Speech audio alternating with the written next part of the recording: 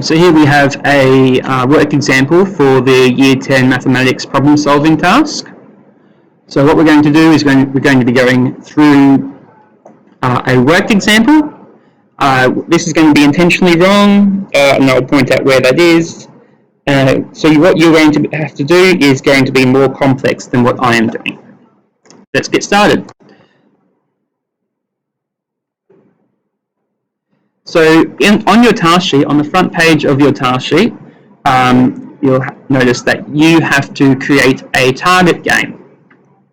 So this is similar to archery or darts. And if we try to read the important information, you'll see that you need 4 scoring zones and that you need to consider a fraction of the overall shape that the zone makes up, and you need to be making 3 throws. Now you're going to have to come up with a score that you need to win, and you're going to have to arrange this game in a way that the chance of winning is less than 5%. So for my example, I've made it quite simple, and instead of 4 scoring zones, I've only made 2. Now you will definitely lose a lot of marks if you do this, but this is a working sample to help you guys out. So make sure that you have 4 scoring zones, even though I've only got 2 here. So what I've done here, I've considered that the fraction of the overall shape that each zone takes up, A and B are the same size, and therefore each of them is taking up 1/2 of the target. So if you want to increase your complexity, you may want to make your zones different sizes, and that will then get you better marks.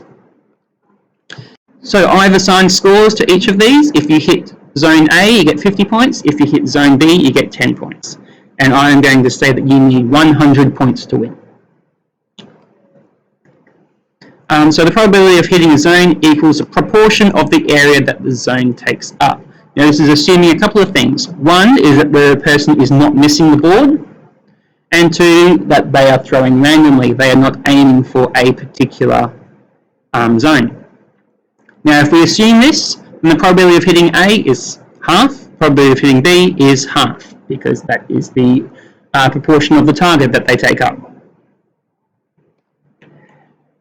So the best way to work out the probability of what you get with 3 throws is with a tree diagram.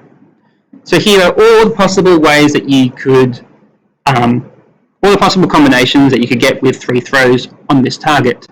You could get A, and the second throw you could get an A again, and the third throw you might get a B. In this case it would be AAB. You could hit the B, then hit the A, then hit the B again, BAB. Now, since the probability of hitting A is a half, and probability of hitting B is a half, then we have 1/2, 1/2, 1/2.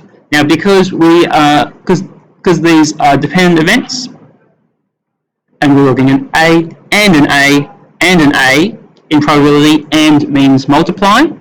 So we have 1/2 times 1/2 times 1/2, which is 1/8. Here we have 1/2 and 1/2 and 1/2. 1/2 times 1/2 times 1/2 is 1/8. Now notice that all of these are 1/8. This is because I made A and B the same size. If you want to go for more complexity and you want to make your zones of different sizes, these probabilities down here will be different. And remember, part of your marks are showing complex mathematics. Okay, but something that we need to notice is, with this one here, there are 3 A's, and this one here, there are 3 B's. There's only one case of 3 A's and one case of 3 B's. However, with 2 A's, there's one here, there's one here, and there's one here. So there are 3 cases where we can get 2 A's and 1 B. If we look at 2 B's, 1 A, there's one here, and one here. So there are 3 cases of 2 B's, 1 A, which is what we have here. So one case of 3 A's, 3 cases of 2 A's, 1 B, 3 cases of 1 A, 2 B's, and one case of 3 B's. So this is because we're looking at all, we add the probabilities. So it's 1/8 plus 1/8 plus 1/8 is 3/8. 1/8 plus 1/8 plus 1/8 is 3/8. So this is the probability of getting each of these combinations as a fraction, and then I've just changed that into a percentage.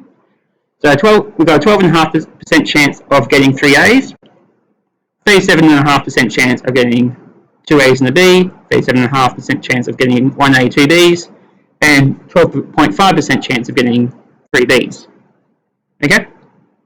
And for 3 A's, we get 150 points. 2 A's and a B, we get 110. 1 A, 2 B's, we get 70. And 3 B's, we get 10. So, we need 100 points to win. The only two options where we got over 100 points was when we got 3 A's, which was 150, 2 A's and a B, which was 110. Okay, so we add the probability of these together because we could win if we get 3 A's, or we could win if we get 2 A's and a B. So 12.5% plus 37.5% is 50%.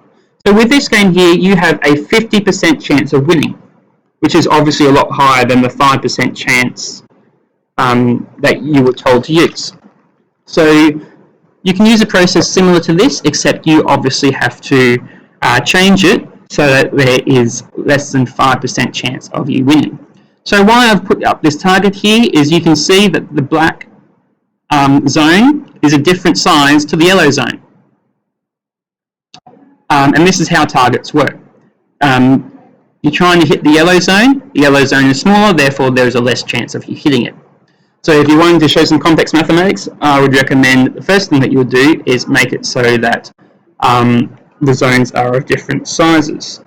There are actually 5 zones here, but you could just easily ignore the white.